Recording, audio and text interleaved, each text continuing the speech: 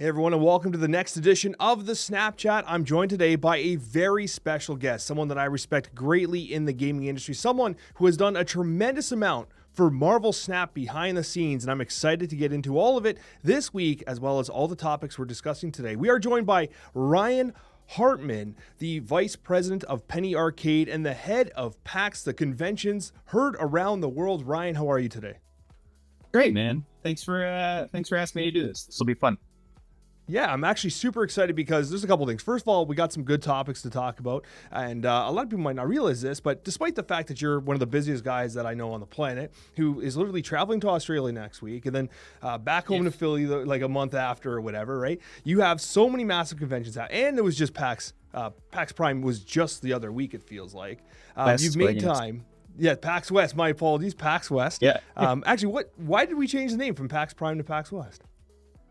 Well, once we started doing more than one show, this was like right when I got hired. I got hired right when like East started. I wasn't always in charge of everything. And the decision was made because Prime sounded like it was better than everything else. Yeah, and once we started doing regional shows, it was like East and then South. We were like, we have to make it West so one doesn't feel like it's branded better than the others. Yeah, fair enough. And that makes perfect sense. Just because it's like its own little like spin-off kind of thing. Like it's a PAX, but it's got like a special focus, you know? Yeah. That was the decision behind the name of the convention. And despite all of this, you are actually a avid Marvel Snap player. You play a ton of Snap. Yeah. You love card games as a whole. And I mean, people probably know. Dexter says, I get Infinite every season. He clowns me and says I don't. I do. Once or twice I miss if like PAX is way too busy and I don't have enough time. But I think I've only missed and I was in the beta. I've played every season, and I've probably not hit Infinite maybe like 3 or 4 times in the entire run of the whole game. Yeah, and I mean, as someone who obviously has the schedule you have, and keeping up with the game is pretty cool. But also, people might not realize this. You were actually kind of the mind behind the community meetup that we did in Seattle, where we had the developers from Second Dinner come by, a bunch of community members. You organized all the gifts and giveaways and stuff like that. You're the guy responsible for the PAX card backs that go into the game, the bundles, the variants, all those giveaways that have become synonymous with PAX and Marvel Snap. One of the most popular, not only Twitch giveaways, but we actually had Twitch drops that were those packs as well, and you're one of the people behind that. Do you want to kind of talk about like why you wanted to kind of get involved with Snap and kind of your inspiration for getting a card back in the game? Yeah, I mean, I've played lots of card games. I love TCGs, LCGs, and all sorts of card games. I'm super obsessed with card games. I played Magic like everyone else did back. I played Magic in like middle school when it was like first coming out, like not to age myself. I never was good enough because I was so young. I wasn't like Pro Tour level, but I like went to a bunch of tournaments. But I got really into Versus System in high school and college, which was like Upper Decks Marvel game. I played that at pro level. All my friends, like my social circle of friends that were all gamers, like they were pros at Decipher's Star Wars. There was a couple Magic pros that were in our circle. They were playing competitive. What else were we playing competitively? I tried to get them in Pokemon right when it first dropped, and I couldn't get anyone interested in Pokemon when it first came in. We weren't really into Yu-Gi-Oh! But like still, I stuck with every game. I love playing card games, and this one really hooked me when it first came out. Also, I played a ton of Hearthstone. I was super deep into Hearthstone, and I had known Ben from, he had come and spoken at PAX before, so when he left and then jumped over here and put out a new game just on like his name alone, I was like, oh, I got to check this out, and I love it.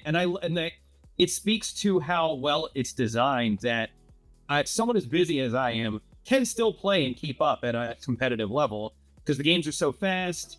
I also just love that like 5-minute games, 5 minute, 10 minute, I guess if they go super long, and then you're done and you're on and like you play another one. I don't get as tilted in this game. Like, I'm not playing a game for like 45 minutes and then you lose and you're like, I just wasted almost an hour and I lost. Like here, it's like you win, you lose, and the time it takes you to go to the bathroom. So you're just able to just jump back on. It doesn't hurt as much. And it's just a really well-designed, quick, fun game. Like, I really, really enjoy how it's done. And then when it first came out, we were all super into it. And then they asked, actually, Second Dinner reached out first. They asked they asked Penny Arcade if Mike wanted to do some card art. And we were like, absolutely. And Mike jumped on it immediately because he got to play with like the Marvel IP, which is, so cool. So he gets to draw like Thor and Spider-Man and all these things. As an artist, who wouldn't like love that opportunity? And then in talking with him, I was like, hey, would you be interested? Can we do a bundle? We do some sort of giveaway at PAX? I proposed a bunch of different stuff to them, and they were super down. And credit to our designer on our team, Dave. He's the one who has done all the card backs. He and I sit down and like we work through them, but he's the one who makes them all happen. He did the Captain America one, and he did the most recent one that kind of is that Metro Pass that goes with our PAX theme. But he did an amazing job, and it sounds like we'll probably do another one next year too. Need to actually talk to them after this call. Yeah, that's amazing. And Breaking news, those, we'll probably have another one next year. Yeah, that's awesome. And like those card backs are phenomenal. Obviously the graffiti one was super popular as well. And I like it actually comes with this year's came with a border, and it came with the actual variant as well of Miles Morales, which Mike had done, which is remarkably incredible. Actually, I have all the Penny Arcade variants, and one of my absolute favorite ones is the Kate Bishop. I'll show it later, the Kate Bishop one, because she stands out. Like it's just beautiful. He has such a talent for that kind of stuff. I have to say, you probably have seen Ryan if you're on Twitch, because Ryan Hartman is great. Will pop into streams all the time and just drop codes, just drop giveaway codes for the card backs and stuff like that, whether you're in mine or Dex or Huskies or KMs or anything like that. I always see you just dropping codes, which we all certainly appreciate. No, I mean, the community around this game is awesome, and I definitely want to, try to, give back as much as I can. I really enjoy like the group that's formed around this game. And then, so when we put this bundle together, it was like, hey, can just give it away for free at PAX. It's just a fun promotional thing. And, but like, I recognize we do 4 a year, but if you're not in the US or Australia, they're kind of hard to get to, if you're not on like one of the coasts or something, might be hard to get to. If you're in another country, might be hard to get to. So I was trying to just seed it out there as much as possible without, while still making it a cool thing and reward a PAX attendee, but also just like try to get it out as much as we can as well. And then they did a cool thing last year where they were like, well, it was almost like a year-long exclusive. At the end of the year, they were like, hey, can we just use the PAX card back that you guys made as giveaways and then just use it as a drop? And I was like, absolutely. Yeah, that's totally fine with me. I mean, it's your game. You guys go nuts with it. So we'll probably do that again. We haven't talked about the plans for this second bundle, but I'm like I said, I'll chat with them. But I think we'll definitely be able to do a third one, and then anything else we can do. I will say, like, they're pretty cool to work with. They're pretty easy. I like everyone that I've met and I've spoken with at Second Dinner. They're pretty receptive to doing like cool promotional stuff like this anytime I've proposed it. So yeah, that's awesome. One thing I want to go back to quick, you mentioned 10-minute games. Are you like roping your opponents nonstop to get to 10 minutes or what? Like, what are the kind of decks you're playing where the games take 10 minutes? I don't know. I'm thinking about like really long games. I guess, yeah. All right. Like 5-minute games. Yeah, 5 minutes probably. Even if you're playing Magic, it's hard to get to 5 minutes sometimes. Yeah. Well, okay. 7 turns. I don't know. If 7 turns and they rope every turn, I don't know. I feel like I'm going to have to time it. I'm going to like play a scumbag game after this and rope every turn and see. And like test this.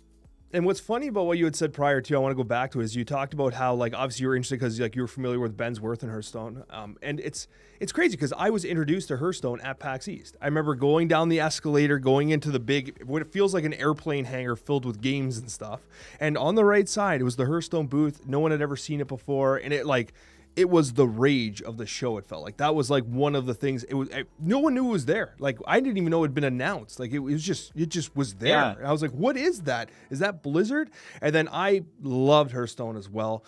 And that's how I got started with Snap. When I saw the announcement, oh, this is Ben Bro's new game, I applied to the beta just like any other human being would. And I was creating Dota content at the time, and I didn't even get in on the first wave of the beta. I got in on the second wave, and I just fell in love with the game. And I told my wife, I'm like, you know what? I don't want to do Dota stuff anymore. I just want to play this new Marvel Snap game. I actually am having fun playing it. Like, can you believe that? And I remember the day before the Snap released, my stream count, my average viewership was like 3 viewers. and then the rest is history, right? And it's like, it's that's crazy because awesome. I had so much faith in the game. Like I really did love it, and I still love it, you know? It's funny you mentioned that Hearthstone launch. That was like one of the first, what was that? That had to be like 2013, 2014. Because that was pretty early in my working with PAX. And at the time, I was like in charge of all our theater content. So everything that was happening on a stage, like I was coordinating. And Blizzard reached out for that, like, so I want to say like a month before the show, maybe not even, maybe like 3 weeks before the show, which is usually way too late to get something together for a PAX. Not to get inside baseball and like how we run a convention. But it's Blizzard, so I'm like, all right, well, I'll find something. We'll make it work. Obviously, the main theater was main theater worthy, but we didn't have space for it. But we were able to put it in like one of our big satellite theaters. And also at the time, like Blizzard didn't have a bunch of other games. Like people were guessing, but like World of Warcraft owned the universe, right? So everyone was speculating on like a new like massive multiplayer or something, and then they're like a card game. And I remember everyone was like, what? A card game? And then, but then it blew up. It became like this, I think if it was an unexpected hit within Blizzard itself, like it was such a good game. It was so much fun. But I remember having like scramble to get them in and then get all the press. I helped them coordinate and get like all the press in the room and stuff for this big announcement. But I remember having to do that literally like days before the show. There was still things changing. And it was still like, oh, we're going to do this now. We're going to change that. I'm like, whatever, we'll make it work. It was one of the first panels at that show. It was like the doors opened, and then that was like I had to squeeze it in like super early on the schedule. So it was like doors to the show opened, and Blizzard got a panel in a side room. It was crazy. Yeah, that's awesome. Cool. But it's just funny how like the Worldwide grassroots, eh? Yeah, it's the grassroots of how we all got to where we are today. And talking about grassroots, we should actually talk about some Marvel Snap cards. And I think we should get started with a review of Bastion. Bastion came out this week, and there was some concern about Bastion, right? Like, there was, like, some ho-hum around 4-3, obviously a pretty weak stat line. Borderline a terrible stat line, to be honest with you. But that on reveal, add copies of the other cards here to your hand, and setting their cards, their cost to 2 and their power to 3, could be potentially very impactful, especially since you are seeing a massive resurgence in something like Cerebro. Cerebro's seeing a massive amount of play right now. Victoria Hand is becoming a very popular archetype in and of itself. Now, we did warn, I was a little hesitant. Like, okay, listen, Cozy came in at 4 stars. I came in at 3. Rez last week was all over. He was at 5. He was like singing Bastion's praises. And we have not really seen Bastion overperform right now. Currently, he's running approximately a 49% win rate according to Untapped base statistics, slightly positive on the cube rate side, but almost 9% popularity, which means he's getting some testing in the meta. Ryan, I kind of pitch it to you. How has your experience been playing Bastion this past week? And what is your kind of like in review star rating from 1 to 5 if you had to pin a star rating on him? Yeah, I was coming in. I didn't see it. Like, there was something interesting here, but I was like, I mean, yeah, my head immediately went to, all right, like Cerebro, like, C3. Yeah. And the thing that I was down on was the 4 cost, because I was like, I also went to like a sort of like copy / pseudo bounce sort of thing where my head was going, and I was like, you're activating all this at 4, so like you pop off on 5, 6. Like I was in the 3 range. I thought there was something there, and I was like, people smarter than me can crack this code.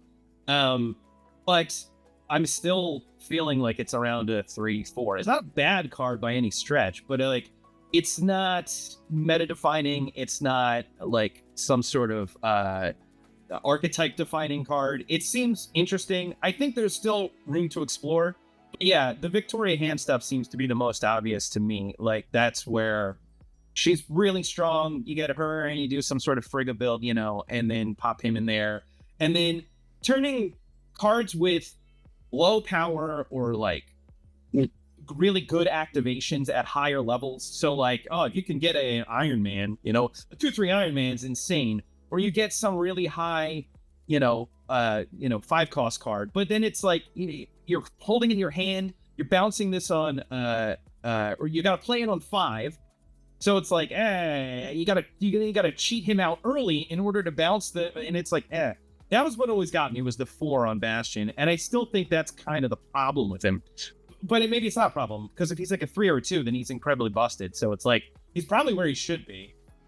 Yeah, in terms of dials, like this card doesn't have that many dials. It almost looks like it does, but realistically, I think that for the most part, and I don't know this for sure, but I wonder if the design team's like, okay, we want to infuse some power into some different types of archetypes. I think that's been one of their goals we've been seeing over the last little while. They want a wider variety of decks.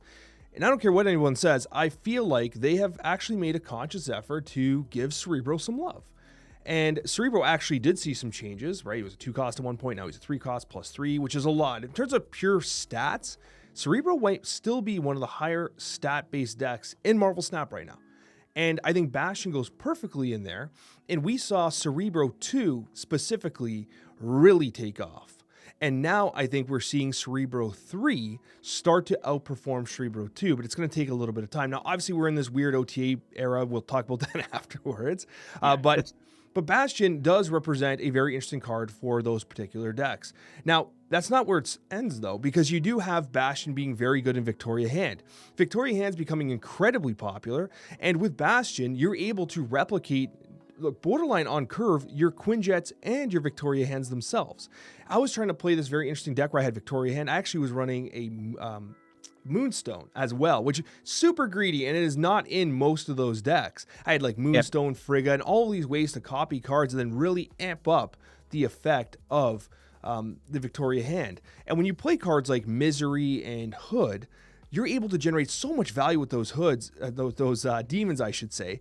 And ultimately, I feel like Bastion has this, and you brought it up before, this balance style play where like you're pulling things back from the field of play into your hand, and yet they still kind of remain. And in C3, what's interesting is you can play Cerebro on curve on turn 3, Bastion it on curve on turn 4, and still have a 2-costed Cerebro and your 3-costed Mystique.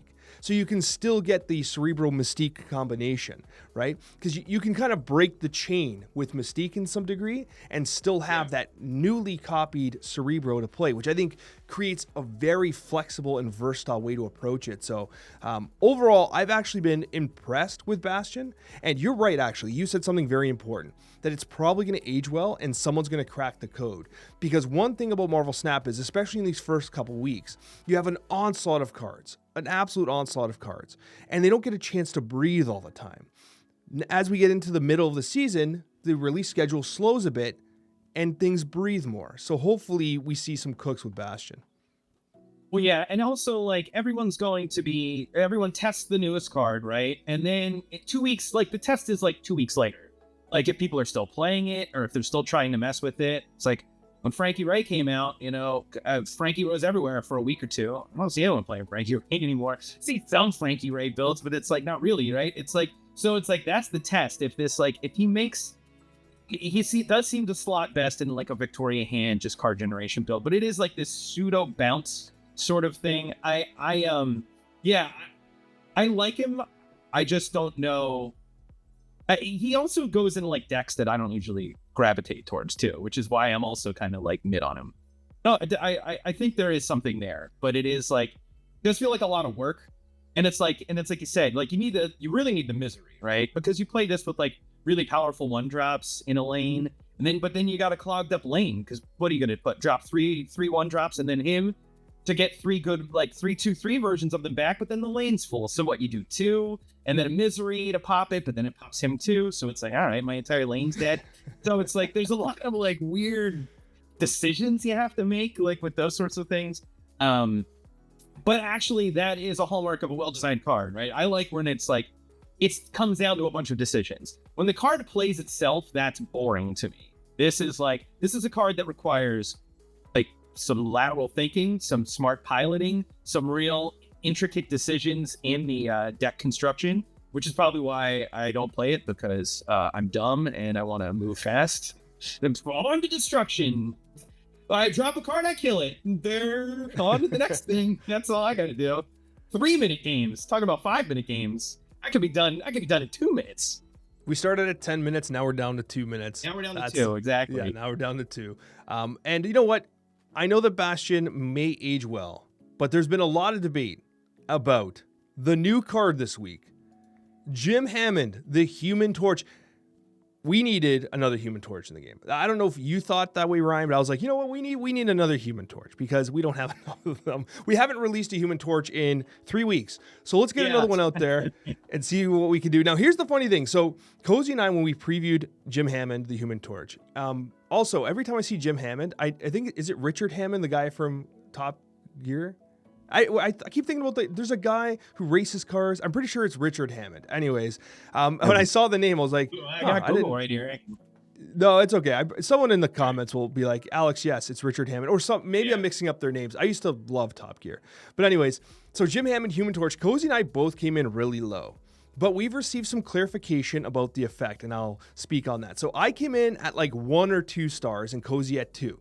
However, we were under the impression that the Fallen One was not going to synergize with Jim Hammond. We were under the impression that the Fallen One was not going to count, and I'm going to put it up on the screen here, but Glenn has verified, and I'll read exactly what the question was.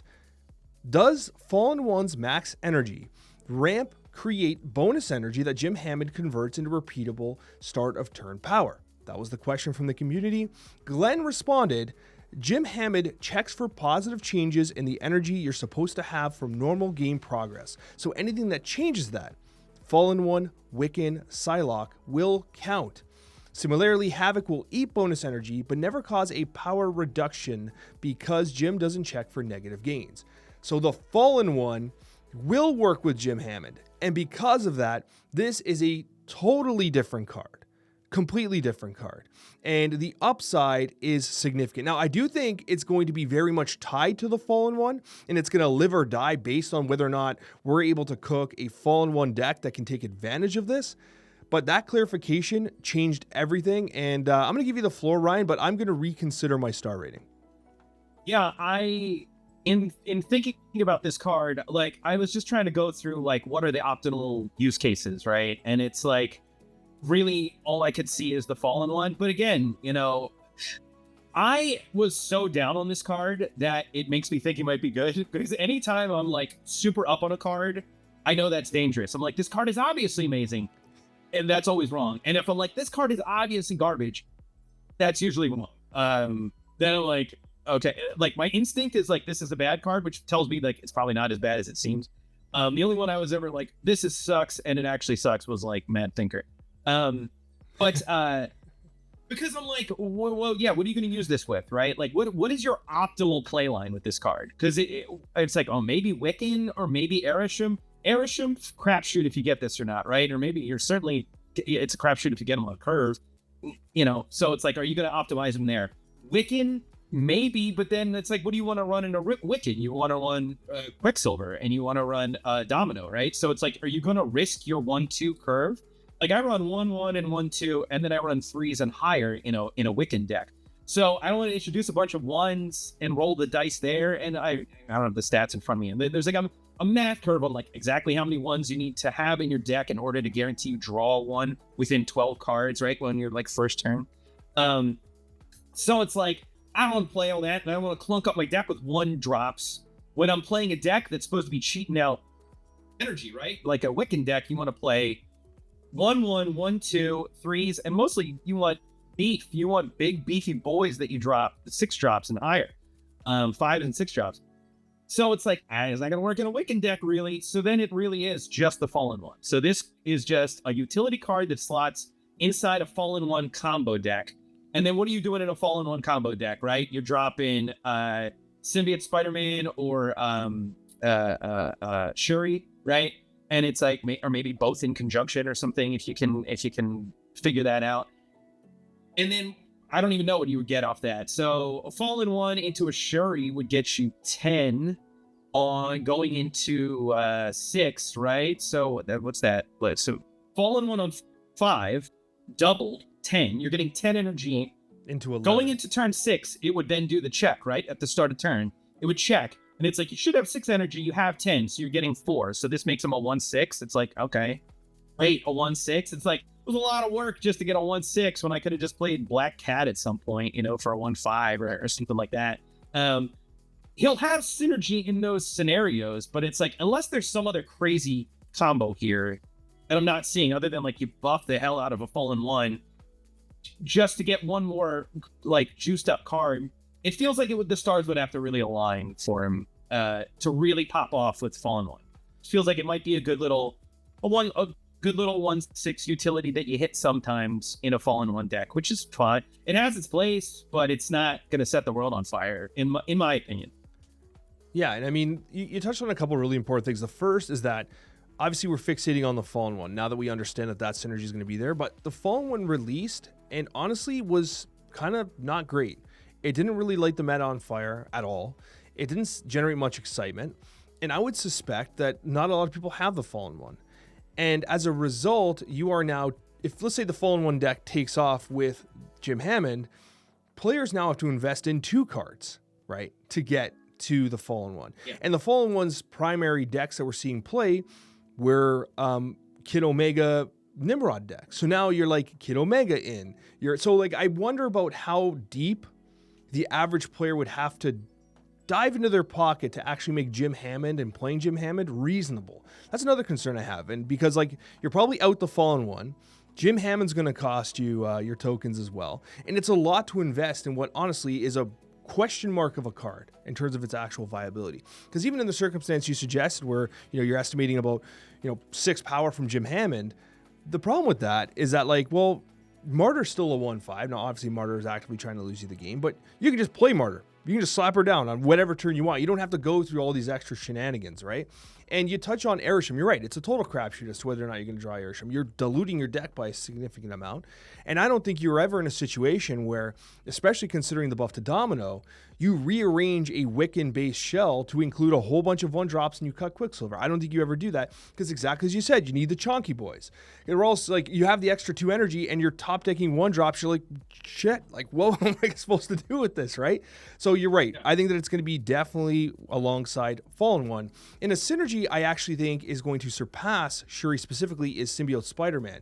Because you're doubling the power, Symbiote Spider-Man has a higher base power level than Shuri. You're going to run both in the same deck. Usually, like if it's a Nimrod-based shell, then you're going to run both in the same deck. Yeah. But because of the higher base power of Symbiote Spider-Man, that will give you some additional reach, right? And usually you can also use Symbiote Spider-Man in some other unique ways. It's actually kind of an unsung hero of those Nimrod decks, to be honest with you. I really like the card. And actually, Symbiote Spider-Man's fantastic in Frankie Ray Nova decks that you suggested, which are actually making a bit of a comeback because of the changes to Shang-Chi with this weird OTA. But I do think that specifically Jim Hammond could get to some insane power.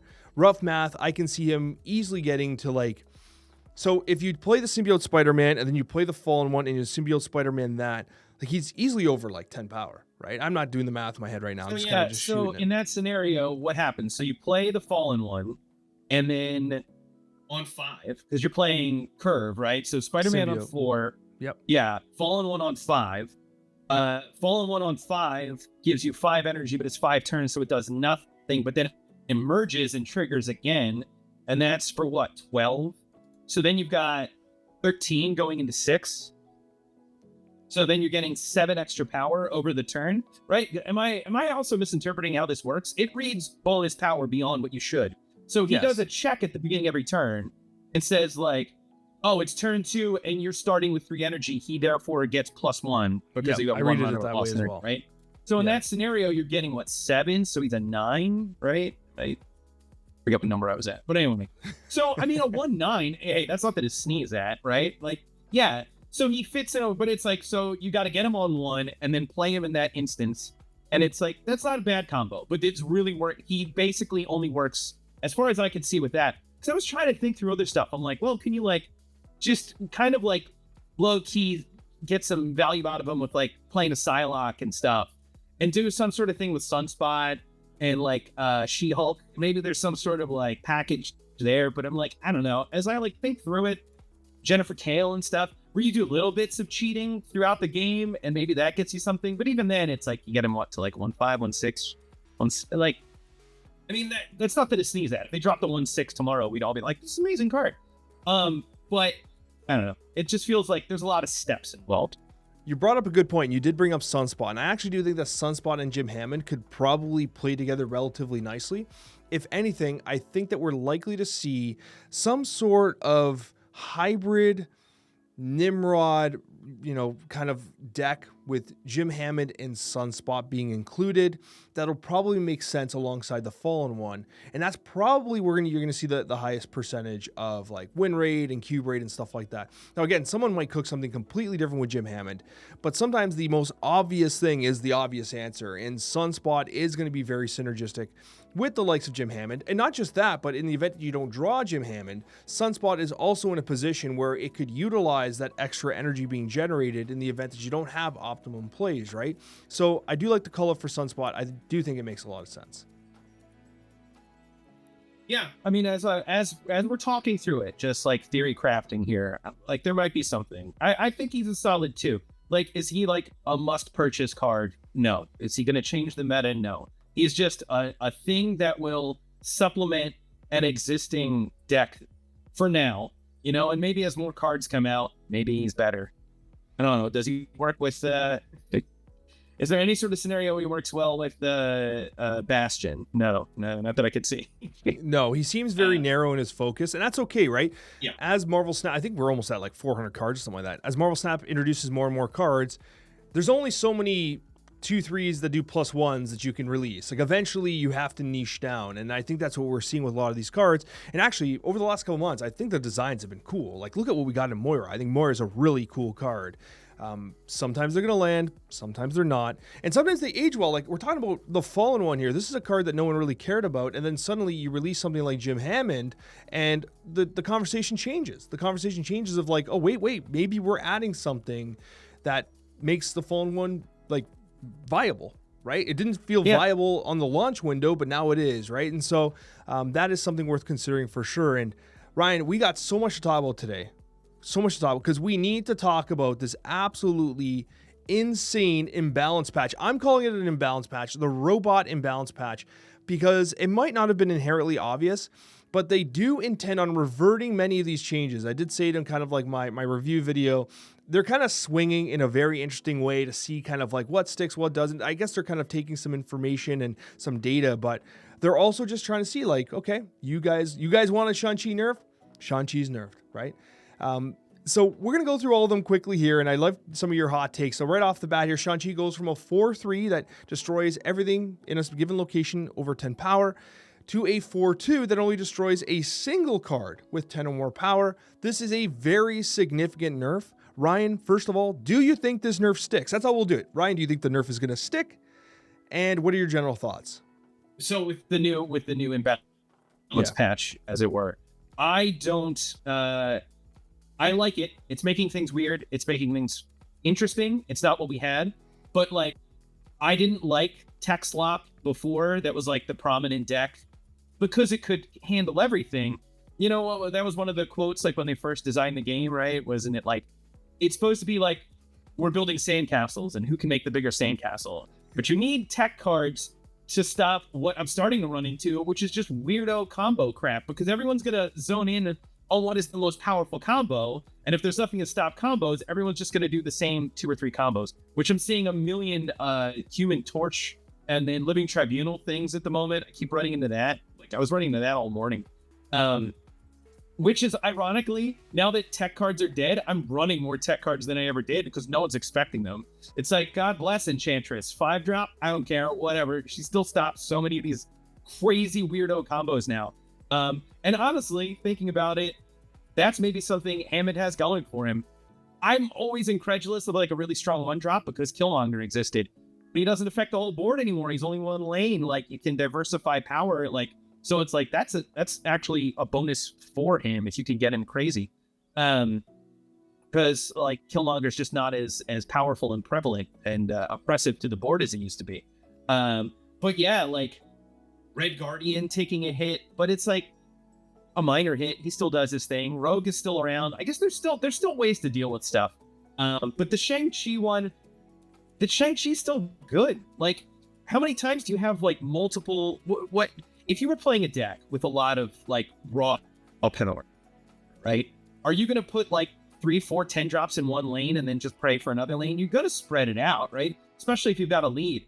And it's like killing more than 1 10-drop in a lane feels like a win more scenario anyway, right? Like, so it's like, okay, I still think he's not that bad. I think he probably still. I think people immediately think he stinks, and I don't think he's probably been nerfed enough. Honestly, No, first of all, he's way he's overheated. necessary. These cards are necessary.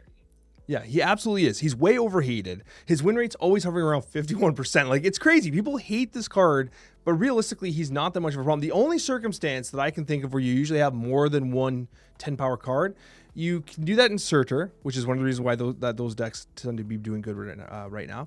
But also some locations like Mirror Island will often just casually buff things to 10 power. Nadal Valir will get things to 10 power and then like wipe that whole lane. So there are some circumstances like that, but you are generally correct, right? I would suspect that we're in a position where you either keep it 4-2 with the old text, or you bring it back to like, I don't even know if 4-3 is enough. I think that destroying only a single card is enough of a nerf that I wonder if they do like a 4-4 that does that. But I don't think we're going to be keeping both. I think that Shang-Chi will be back in some form, whether it destroys all the cards and stays at a 4-2 or destroys a single card but ends up at 4-3 or 4-4. I don't think we're going to see Shang-Chi remain like this because I think it's just a little too much downside. Now, you did bring up Killmonger as well. We'll go there next. Killmonger was a very, I think this is one of the more impactful of the nerfs. Like, if anything, this is way too far. This is way too far. Killmonger now reads a 3-3 on reveal, destroy all 1-cost cards here. It used to be a board-wide effect. Now it's only an effect for the given location. Could you still use it? Of course. But this is obviously giving some credence to the idea of, oh, maybe Zoo's going to make a bit of a comeback. But yeah, what are your general thoughts on Killmonger? Do you think it remains this way? Yeah, I've been running into a lot of Zoo lately. I don't know. I think he's got to hit all board as powerful of an effect that is. Like, a lot of the game was designed around this card existing. Yeah. And with him gone, like when the cat's away and the mice are going goddamn insane. Sorry, not to get crass here. But it's great. Like, they're like Zoo decks can do whatever they want now. And there's some crazy Zoo combos. And without the thing about these cards that were all nerfed in this last thing wasn't that they existed so much as the threat of them existed, right? Like, even just like what might stop you from landing a Zoo deck or plopping stuff down is the fact that you were worried about this card being played. And now that it's taken out of the equation, it changes your whole choice dynamic when you're constructing a deck and you're playing cards, right? It's like, oh, do I want to put all this stuff in a lane because I know Shang exists? Well, now you know Shang doesn't really exist anymore. So like, it changes the way you play, changes the way you're designing your deck, and without that implicit threat of these cards just being around, it definitely is impacting the game in strange ways. I think he's one of the ones I think that will have to come back to whole board. I don't know that Shang. I think Killmonger will. Yeah, I think Killmonger definitely has to come back. Its effect, I think, is too crippling because if you think about it, it's also like it's used primarily. Okay, first of all, you have the Sarah control decks, which would use Killmonger as a tech piece, right? But then you had the actual usage of, well, I'm playing Moira, I'm playing Deadpool, I'm playing Destroy, and Killmonger's a key component of that. And one of the benefits of Killmonger was, you do have a card like X-23 who bounces around randomly. And you could still activate that card depending on what position your Deadpool was in or whatever, right? With Killmonger, you didn't have to worry about where those were positioned, and now you do. So I think it really, really does limit this card. Is Zoo making a comeback? Yes, we're going to talk about it in the next topic of conversation. But yeah, I would suspect that Killmonger goes back to where he was. I don't think he's even going to lose power. He felt like one of the necessary evils of Marvel Snap, especially considering you do have cards like Kyra. Like, if Killmonger's a problem, buff Kyra. Like, really, right? If you buff Kyra, then she becomes more valuable to play. Make her a 3-5, right? Because right now, she sits at a 3-4. Buff armor. Yeah, buff armor. I actually think the armor is low-key. I can't find Kyra for whatever reason. I always make fun of Cozy when he can't find cards, and now I can't do it. But Kyra could easily be a 3-5, and that, in effect, is a nerf to Killmonger, right? Yeah. So I definitely see that potentially being the case. Like, you could go the Kyra route, bring that card back. Now, I went to the 4-drops because I was looking for the Enchantress. Enchantress, now you did bring it up before. Enchantress is a 5-8 from a 4-6 to a 5-8, still the same effect. I'll tell you, Enchantress is still making some of the traditional decks it was in the likes of Nightmare and Surtur, it's still making those shells. I don't think this was that much of a nerf. It is a big nerf, but when I was playing those decks, I'm often holding an Enchantress on turn 5. I'm like, wow, they played something that I can disable. Like, the later, you kind of get more perspective as you wait later in the game sometimes. And so I don't actually feel like this was that heavy-handed. No, I don't either. Like, I think it's still valuable. I think it's still worth playing. And just costing a little more doesn't change many of the decisions you make with this card. And like you said, a lot of times you hold it till end of turn, end of game rather. You're dropping this on 5 or 6 anyway to mess up some combo. You're throwing priority because you know a Cerebro's coming and you're dropping her on 6, that sort of thing. So it's like, okay, all right, 5 and a 5/8. It's a good solid stat line. Like, it's not like she's understated for 5. So it's like, okay, like it's not huge, but any sort of nerf, if it says nerf, like, people immediately assume it stinks now. And like, so everyone dropped her for a minute. And I think everyone's going to come back because there are so many combo decks right now. Like, combos are going crazy. And like, yeah, like, that's where most people hold their tech is for the end of game. So it's like, make her a 6 cost if you want. It's not going to matter. You're going to play her at the end of the game. Same for like Shadow King. It's like, he's a 2-drop, but you hardly ever play him on curve. He's a 2-drop that you pay on 6 or 5, Yes, exactly. Like, yeah. One thing worth noting, though, and this is probably the primary avenue for the nerf, is that no longer are you going to have those like tech slop decks that kind of run Zabu and then Shangers, Enchantress, Gwenpool, Galacta, and they just have like a bunch of answers alongside tech, and then they'll also run basically Sarah Control would run the Zabu, Sarah, and then a whole bunch of tech slop inside, right? Including Red Guardian and stuff like that. And so I guess the Zabu synergy is removed, going to a 5, but this one here has felt pretty good. You did touch on it briefly here. Shadow King, honestly, going from a 2/2 to a 3/3, this card started as a 4/4, I think, ironically, in Marvel Snap.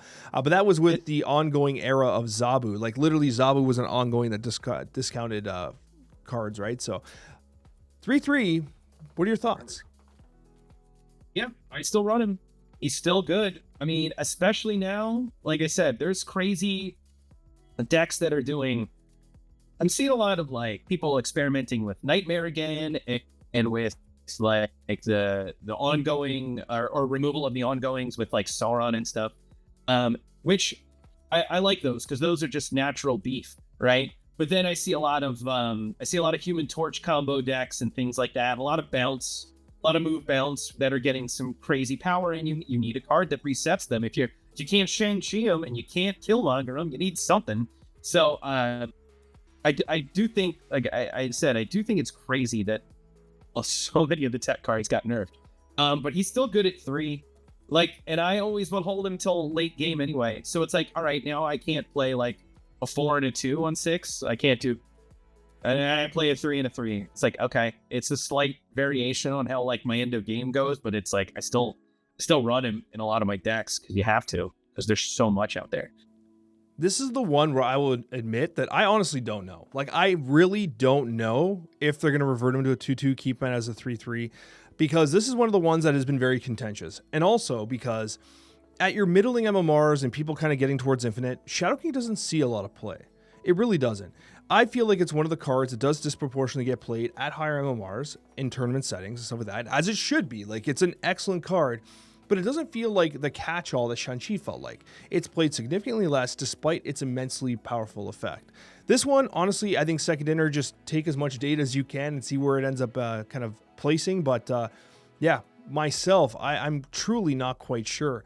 And when we're talking about 3-drops, one of the 3-drops that was very prevalent in Marvel Snap that for some people seemed to just come out of nowhere was Negasonic Teenage Warhead. Negasonic sat in the game for the longest time, seeing absolutely no play. Fenris Wolf comes out. People are like, do we play Negasonic? No, we're not going to play Negasonic. Then all of a sudden, Negasonic's everywhere. Especially in the era of initiative-based Marvel Snap, you get these, these Iron Patriot-style decks that want to have power on the board early, want to take advantage of positioning. You have the new Galactus First Steps that came out last month, and suddenly Negasonic becomes perpetually played across the meta, to the point that they had to change it from a 3/3 to a 4/5. This is a very heavy nerf. And yeah, I think that this is one of the ones I suspect will get reverted, but not right away. I bet you Negasonic, I think they're going to put her in timeout for a little bit. I think this is a card that sits as 4/5 for a little bit, and then once the meta settles down, they'll probably do something else to her to kind of bring her back. But I think she takes a timeout. Yeah, I think she's another one. She's like Shadow King. Like, she's one that you throw in a lane that you're already winning, and you maintain your win, right? Like, so it's like, I actually am still running her in, I have a Viv deck that I've been running, and I use her just, to maintain the lane that Viv's in.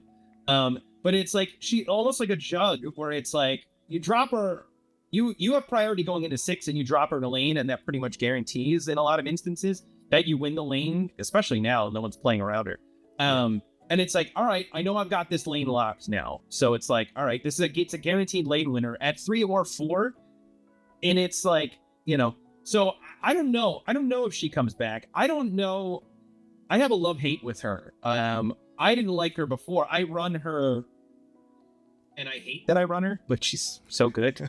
But like, I don't like the surprise factor of like, haha, my trap card. I had priority going into this turn. I dropped her. You didn't know. You had no reason to know this was coming, and you lost a card. Haha, I win. I don't love that mechanic. But it's so strong, you gotta do it, right? So I'm okay with her being nerfed. I don't think the nerf was enough. I think it's interesting as I'm looking through the OTA stuff too. It's like, and going right before we go into Elias, like Shang-Chi is a card you don't want priority, right? You want them to play their big cards, and you want Shang-Chi second, you want Killmonger second, you want Enchantress second, you want to be going second, Shadow King, you want to be going second, Negasonic, you want to go first. You want to play that first. You want to have priority. And Elias, you want priority. So it's like, this is a 4-2 so far OTA that affected second versus first, right? It's kind of interesting to think of it that way too. And which is just interesting. I don't know what it says. It is interesting. And also, you have cards like Elias. You talk about like destroying things and making your opponent feel bad. The OG Elias, for those that don't remember, used to just destroy, like literally delete the card, right? Whether you'd priority or not, that card was just, those cards just disappeared off the field of play. Talking about making the end of the game completely irrelevant. That's what Elias used to do. It doesn't do that anymore. However, it got changed from a 6/9 to a 6/6. That is an absolutely gargantuan nerf, because now that the cards still maintain their powers, but they don't have their text, you can still like lose a lane. Like if they play a Magneto and you Elias it, like you still just lose that lane, right? Obviously, it was a good catch-all for stuff like Cerebro being played late, but now you have Bastion, so maybe Cerebro's play order is being changed. Elias, I've not seen a single Elias since this change. It has completely fallen off. So I ask you, do you think they'll revert this at all? I suspect that we're going to see some more power on Elias. I don't know if it goes back to 6/9, but I don't think it's going to stay as a 6/6. I think it has to go back if they want anyone to play it. I forgot I had it in a deck and was playing a deck the other day, and then I lost. That 3 power was a big deal. And even though I wiped the cards, I still didn't have enough power in that lane. Like 6/6 is pretty low. So it's a question of like how oppressive this was in their background data. Like, was this an unfun card to play against? Yeah, but it also like it's so obvious. It's always like you find yourself all the time going into 6 and like, what beats me? And a lot of times it's like an Elias. All right, how do I play around it? Does this sort of deck run an Elias? Like Elias was way more telegraphed usually. And I think this is like a pretty big nerf. I mean, I'm speaking anecdotally. The data might indicate it is or it isn't. I'm just like, from what I've seen in personal experience, I've like lost because of that 3 power. Because it's so bad at a 6 power. It is. Maybe it's a significant. Maybe nerf. It's not. Yeah, it's pretty significant. Yeah. And then Cosmo got changed from a 3/3 to a 4/6, and we have one more card after this, which is maybe one of the biggest nerfs we actually saw. But we do have Cosmo going to a 4/6, and I mean, I wasn't actually seeing much Cosmo. And this is where you're saying, hey, we're seeing lots of combo decks making a bit of a comeback here. Cosmo as a 4/6 is I wouldn't say deleted from the meta, because you're often chasing that effect, right? You're chasing the effect. I had this thought, though, that you remove Enchantress from the forward pool, you add Cosmo from the forward pool. Can you then still run a Zabu-based tech slot deck, but have Cosmo instead of Enchantress? I think the answer is no, probably. But still, I find that interesting. I'm leaning towards Cosmo being reverted. I'm curious about your thoughts. Yeah, I mean, this feels like almost a nerf to Cerebro. Because it was true. one way that Cerebro could hide behind, right? Like, we'll see a lot of C6s. 4/6 is also like a big turn. Yeah, it seems not unplayable, but definitely a big nerf. Like, this card has to go down early, and you use it to protect like vulnerable lanes. And it's like you're gonna dedicate your entire middle turn of the game to like protecting a lane. It's harder to catch people off guard with it. That's all. 4 is a lot of power or energy to invest. Like, this one, I feel like goes back. This has to be a 3 or even it could be a 2 cost. Like, this has to be just for like the general meta, I feel like. So this one I found surprising. I also didn't, like you said, I didn't find Cosmo like super oppressive in the meta. I didn't feel like it was like something that was crushing.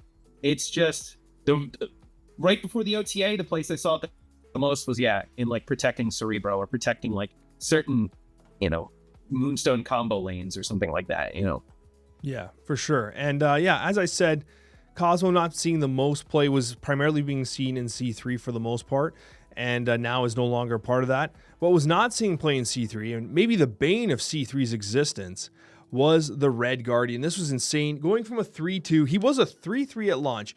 Now he's a 3-0 with the same effect, inflicting -2 power and removing cards text. When I saw this change, it's like they actually took Red Guardian behind the shed. And what was also interesting is they just finished selling a like $100 bundle with Red Guardian, like the Mech Red Guardian bundle. Imagine spending $100 on a Red Guardian bundle, then the card getting absolutely obliterated like 2 days later.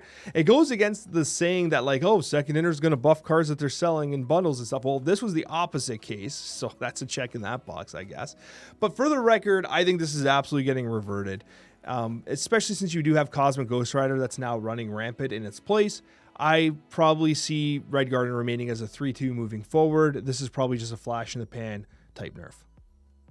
Yeah, I agree. Maybe a 3-1, but like I think they'll put this one back to normal. Red Guardian was probably the best design tech card out of like all the tech cards in the game because it had a good effect, but you could protect against it, right? It's like, oh, you've got a vulnerable card, put something that weaker that it will hit, right? There are ways to play around it. There are ways to like kind of sidestep it. It, again, good card design and good game design. It puts the decision on the player, right? And like different options and play styles. So I didn't think this was like an incredibly oppressive card to begin with. I'm super surprised this happened.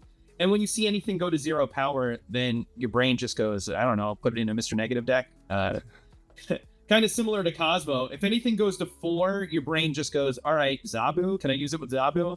And if anything goes to 3, you do at least a cursory check where you're like, all right, does this work with Surfer? So it's like, yeah, I see 0 power. I'm like, maybe in a Mr. Negative deck, but not even. Mr. Negative's got a pretty set shell. I don't think this really helps Mr. Negative in any way. So yeah, all it does is just ruin this card. Yeah, it does. And I guess the next thing that's worth talking about is like, do we think that this approach to balance is a good one? This is obviously, it surprised a lot of people. First of all, the way they kind of introduced it with the robot text and speak and all that stuff, I think that's kind of funny. They can only do that so often until it gets annoying, though. And I think that they're very well aware of that. They saw an opportunity given the type of season, and I guess they've been playing this for some time. Can they do like a really big meta shakeup with kind of taking tech out? In particular, the tech that's popular, right? There's obviously other tech cards that don't see as much play. Like, I mean, even like a Luke Cage is still a popular tech card. They didn't like remove it from the game. They got a bunch of the real, like kind of the checks and balances tech, and they took it to the wayside for this particular week. And that's why I discussed it as like an imbalance patch. It really is exactly that. They're going to be reverting much of this, and that is their intention. The only problem is that when you boot up the game for the first time and it shows you the patch changes, it doesn't say like, hey, most of these are probably getting reverted in the next couple of weeks. There's probably going to be a lot of really confused casual players out there, and that's maybe something they have to consider moving forward as to how they can communicate how these changes are likely temporary. But for me, as someone who likes making content for the game, enjoys playing the game, and honestly appreciates a meta shakeup every once in a while, I absolutely do not mind them taking chances at like these home run big changes, these big shakeups. In fact, the X-Men Imbalance patch was one of my favorite patches that they had ever done. And so I'm all for these types of things, but I think they should communicate it better, because I think there is a lot of confusion out in the community as to whether or not these are permanent changes or whether or not they'll be reverted back over time. So I'm curious to your thoughts as to whether or not you like this approach to balance, this like temporary shakeup style, or should we be seeking perfect balance at all costs all the time? No, I liked the shakeup for sure. It's interesting. This game is very interesting in how it's approached by the developers, and by, because like there's no real competitive scene, right? So, but they don't have to then account for the competitive scene in a way. I feel like when they made all these changes, we were all like, "Oh wow, holy crap, this is crazy. This is meta defining." But then it released the statement afterwards saying like, "It's probably temporary. Everything will go back to normal." In which case, you're exact. They right to call it a balance patch or a imbalance patch, but those are fun because we know they're temporary, and also you need a base to like start from. You know what I mean? It's like we have to establish what the baseline is, and then we say, hey, we're gonna get weird for a couple weeks and do a bunch of weird stuff, and it's gonna go back. And this is sort of doing it and sort of not. So I think, in the messaging, they need to figure that out, because you definitely have to establish what the baseline is. But part of the reason I love this game so much is because of the OTAs and because it's constantly evolving and things like that. So it's like, I welcome it. I wish they would do more stuff like this. But I wish they would, since we know this is all going to go back to normal, I wish they would have just said it to begin with. They're like, hey, this is just going to be a weird season. We're getting rid of tech cards for a minute. And we'll brand it something. We'll call it the slopless season.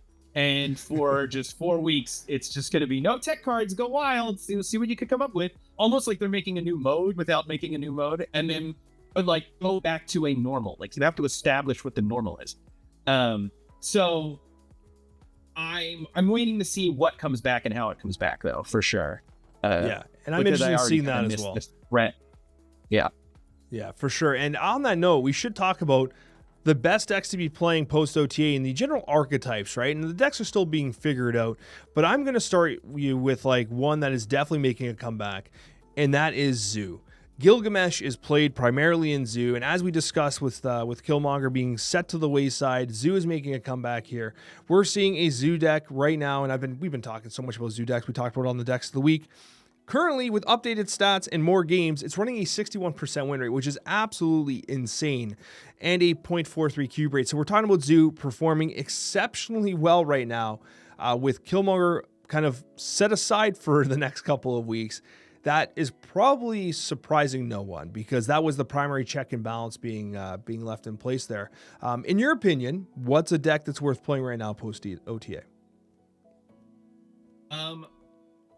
I used to love Zoo. I was still running Zoo every now and again with Marvel. Like, I still had a Marvel Boy package that just ran Kyera. And it's so crazy that, like, with Killmonger gone, you don't have to run Kyera anymore. And that opens up, apparently, a world of possibilities all of a sudden. Like, it's crazy that one small change, like just taking one card out of the equation. Otherwise, if you weren't running Kyera, then you just had to pray that you weren't running Killmonger, right? Yeah. So it's like, that's crazy that one small change would then boost this to such a high win rate. But it's a good card. It's a good deck that can spread power out. I always really enjoyed Zoo. It's also a fairly easy deck to put together if you were like lower collection level, or you're just chasing a few handful of cards. Like, half the deck of a solid Zoo deck are like a pull 3 or lower cards, right? Yeah. It's like you only need a couple standout cards to be pretty competitive.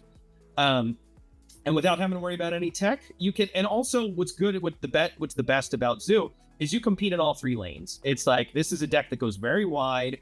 You can also move around like weird locations with Shanna and stuff like that, and Squirrel Girl, which will put cards in like dead lanes. Like let's say there's a lane that will destroy all your cards. It's like, well, Squirrel Girl will throw free cards in that lane.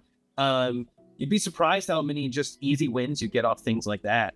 I always really liked Zoo. I think it's a good deck. I'm glad that it's competitive now. Even though earlier I was saying how I want Killmonger to go back to normal, because I think so much of the game is designed around the existential threat of a Killmonger. But this is a fun deck. I highly recommend it if you are especially like a lower CL. This is a good deck to put together. It's still competitive. I still run it, and I was doing well with it, but like I was saying before the OTA, like it was still kind of one of these fringe decks where you can, how sometimes you'll hit a losing streak and just be like, just go back to one of my old trusty standby decks. It's like my Marvel Boy Zoo. I never deleted it. Same with like just a classic destroy package. Doesn't matter the meta. Doesn't matter what. Like a classic destroy deck always can hang around and compete. And this was like one of those. And another archetype, when we're talking about 1-drops that are having a pretty solid impact here, another one that's worth talking about, honestly, is going to be the packages that run Beast, like those bounce packages, because you're talking about cards that like Silver Sable, Rocket Raccoon, Iceman, Nico Minaru in those Joaquin Phoenix type bounce shells. Because one of the challenges those decks had was that Killmonger would wipe out their turn 6. Now, you often were able to bounce and give initiative up going into turn 6 or whatever, but playing with initiative would only take you so far. Killmonger would still wipe those decks out. So when you have the likes of bounce, you have the Joaquin Torres Falcon, you have the Falcon himself, you have Toxin, you have this shell that'll honestly allow you to do so much bounce work with 1-drops. And now the risk of Killmonger's gone, and so those are starting to make a bit of a comeback. And then, of course, we talked about it before, but like, how can we not bring up Surtur? Surtur is one of the only examples where you often have more than one 10-power card in a given location, because sometimes you're playing Cull Obsidian, you got to throw things down, and you got to get that Surtur up to power so you can slam down the Scar. This is a card that is making a massive comeback, and Surtur itself was actually susceptible to the likes of Shadow King as well, not just Shang-Chi, but Shadow King. The rest of the deck, not so much, but Surtur specifically. So give me an idea, like how confident would you be playing Surtur in this meta? Because I feel like it is an excellent call, alongside Zoo, honestly. Yeah, I think these are, like Surtur decks are great. Like I've been running into a lot of them on the ladder. I used to run a lot of like Sauron, Red Skull sort of stuff, and I always enjoyed those decks. Also because like those are ones where like you don't have to think. Or it's just like, put big card down, done. Like, there's not a lot of decisions to make. It's just big stats slamming the board. Which is like the opposite of bounce. When we're talking about 10-minute games, that's bounce for me, where I have to like do all these calculations where it's like, all right, I pull this back, this will get my hand to 7, it won't pull these 2, this will buff these 2. Like having to run quadratic formulas in my brain. I enjoy bounce because it's fun, but it is a lot of like thinking and a lot of math. That's when you got to like really be on top of your game while you pilot. But like just a solid, big, beefy 2-digit stat deck, like that's great. Yeah, no, it definitely is a lot of fun. And power, boom, slam it on the ground, It's one of those decks and those archetypes that honestly, if they feel like they play so well, because they're really straightforward in their play pattern, they put up significant power, and you can confidently win games with them, especially with Shang-Chi on the periphery of the meta. And Ryan, I think that it's time that we go to our Snapchat mailbag. What do you think? We got a couple questions here from the community members here, and we've been having a lot of conversations about like the number of cards being released, the health of the game, and stuff like that. And it wouldn't surprise me that a bunch of the questions were along those lines. So Copa comes in with a statement that reads, Another thing that's really detrimental to Snap is that when you fall behind, no matter for what reason or how long, there are no catch-up mechanics. There's no pity, no welcome back bonus, no nothing. I missed a whole month last month. I was just super busy. And now I have negative motivation to get back into the swing of things. And I think that is a common sentiment that it's like once you put the game down, you're not coming back. It's nearly impossible to catch up. And as someone who gets as busy as they do, Ryan, do you ever feel like you gotta just stay on top, or else if you fall behind, you're done? No, absolutely. That is 100% a real sentiment. And if there was one change I could make in this game, it would be like, like more, I don't know, not presence, but like more focus on new user acquisition. Yeah, because it's like, it is hard. Like a card a week is really cool. One of the benefits of the game is we're getting a card a week. The meta changes consistently, like all over the place, right? But one of the detriments is that, like, you miss a week or two, you're 2 cards behind, you're a season pass behind. All of a sudden, it's like, you'll never catch up without spending a ton of money. So like a welcome back bonus and that sort of thing, which is not uncommon for a bunch of games. I feel like for a 3-year-old game, or we're in year 3, like how long has this game going on? Like, feels like that's like a necessary like move to make, to try to like boost up new players up to folks like us that are collection complete, right? Because I take for granted the fact that I'm like, but it's like I'm collection complete and I'm starting to fall behind. I had to use the last of my tokens to get Bastion. I'm not gonna have enough tokens for the next card for our 5th Human Torch. So it's like I don't like. Ooh, also this will be the first time I'm like, do I want to invest in that card? That sort of thing. But I think that sentiment from that person is 100% accurate, and I agree with them. And that would be like one thing I would change is even like actually ironically like benefits for new players. Like I'm at PAX and I'm talking with people and they're saying like, oh, I love the game, but like I can't come back. Like it's just I have no opportunity to kind of bridge the gap that I've now created. And these are people that would likely continue playing if they felt like they could have a positive experience getting back into the swing of things, but they just feel like they're so long gone. And the meta's always evolving to the point where it's like, well, a good thing, it's like they'll never catch up. And I think that is like it feels like a hill that seems impossible to climb. Risen comes in with the next question, which reads, it's not even the fact that I don't have enough tokens to buy all of those new cards. It's the fact that there are literally too many cards being released too fast. So the new decks and the cards barely have time to evolve and shine before the new stuff comes out. And Ryan, this is exactly what we were talking about before. Things don't have a chance to breathe. Yeah. I think if there was like, I think something that would be beneficial would be a new mode. This was like something they talked about in an old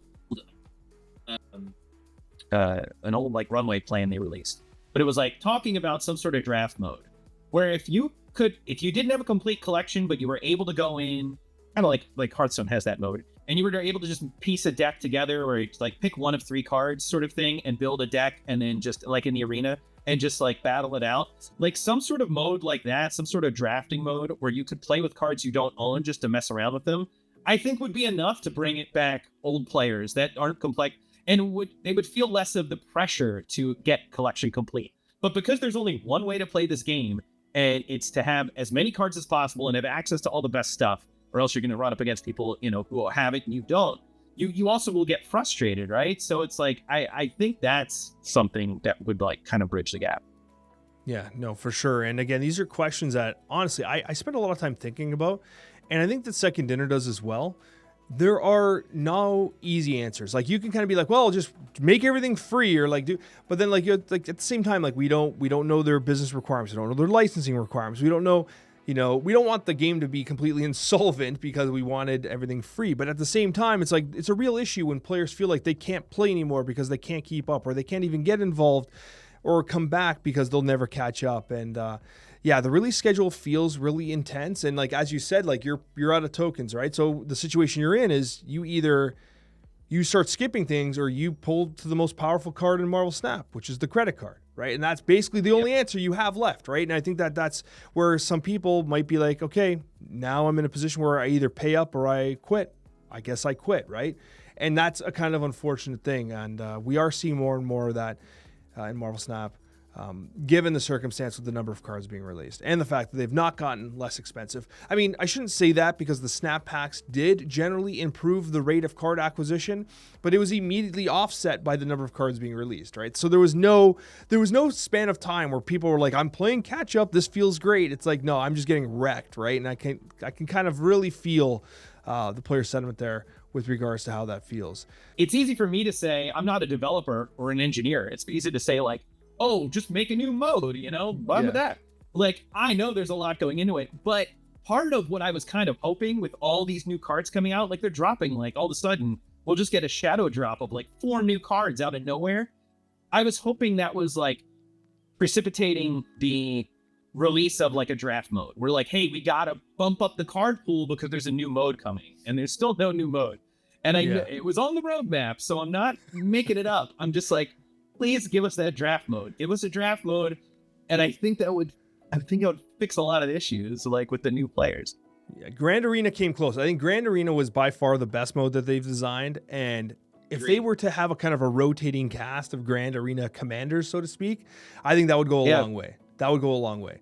Rob comes in with our next question, which reads, regarding infinite grind difficulty increases, it may be related to bot adjustments too, but I believe it's mostly due to casual players having left the game in droves, leaving behind a player base distilled to very competitive degrees.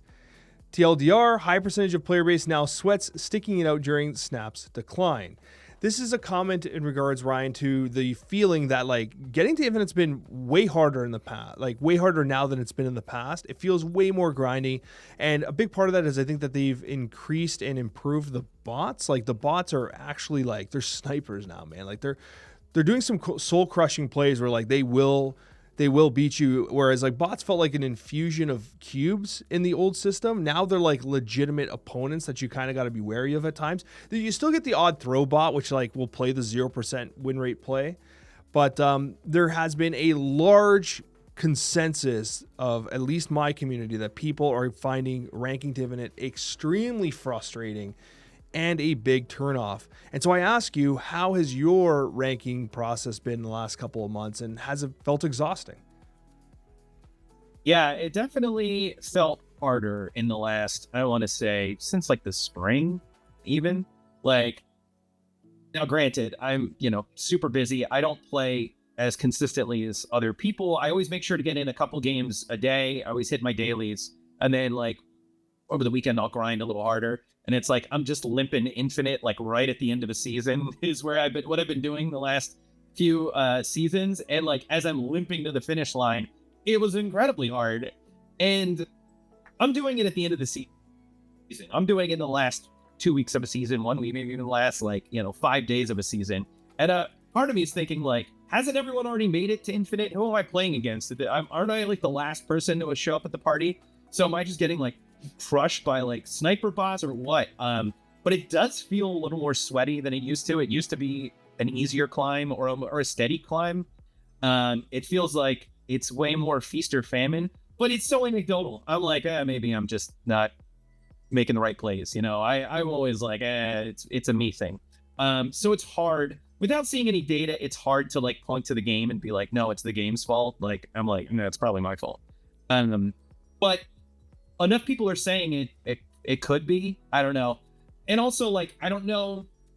I mean, this was the #1 mobile game when it dropped, right? So obviously the game player base is deteriorated. All games will. Like, no game has the same user base that it had at its peak. I mean, Fortnite is still huge, and it's not as huge as it was at its peak, though, So it's like all games have the same trajectory of like, and then grew, Hearthstone was, and it's not dead, but it's not what it was, right? So it's like, it's hard to like keep things in perspective. We're saying things, we've talked personally, you and I have talked at the meetup, we talked to devs and stuff. They're all aware of it. I'm curious, like, what is in the pipeline is the only thing. But yes, it has felt grindier at a potato level. Me playing on a potato, as you can see with my terrible internet feed, it has felt grindier. I love your answer because like I like how you took like accountability. Like maybe it's a me problem, whereas everyone like Everyone else, everywhere else is like, no, it's this game. I am rank 1 in any other universe. You know what I mean? I'm just joking, obviously. I have personally felt it to be much more frustrating, and it's one of those things where like my pulse on the community is such that like I interact with competitive players, but I interact with a lot of casual players. And I love them, and they're so important to our ecosystem. They really are. Whether you're free to play or otherwise, right? You're so important to the game, so important to me, and when it comes right down to it, they are all unanimously saying the same thing in a very unified voice, where it's like ranking up has felt awful these last few months. So there's something that's been changed. There's no doubt about it, because I can get when like people are kind of frustrated about things, and like I get like the comment banter, but this has been a very consistent thing I've been hearing over the last 2 months, and it has this definite start. So someone pushed a button somewhere. is my take. Someone definitely pushed a button somewhere. Yeah. Although at the end of the day, we all have a little bit of accountability. We could all just make better plays and stop throwing cubes.